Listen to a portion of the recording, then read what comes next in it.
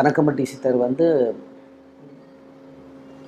இப்போ எத்தனையோ மகான்களில் அவரும் ஒரு பெரிய மகான்களாக இருக்கிறாரு. அவர் வந்து என்ன ஒன்றுன்னா, ம மக்கள் நல்லா இருக்கணும், நம்ம எல்லாரும் சந்தோஷமாக இருக்கணும் அப்படின்னு நினச்சி வாழ்ந்தவர் தான் அவர். ஆனால் என்ன ஒன்றுன்னா, அங்கே போனாவே, அந்த எல்லைக்கு போனாவே அங்கே ஒரு பெரிய வைப்ரேஷன். காரணம் என்னென்னா, அவரை சுற்றி சூரியகாந்தி பூ தோட்டம் இருக்கும் பெருசாக. அப்போ அந்த சூரியகாந்தி பூ பார்க்கும்பொழுதே அவர் முகம் மலர்ந்து இருக்க மாதிரியே தெரியும் ஒரிஜினலாகவே.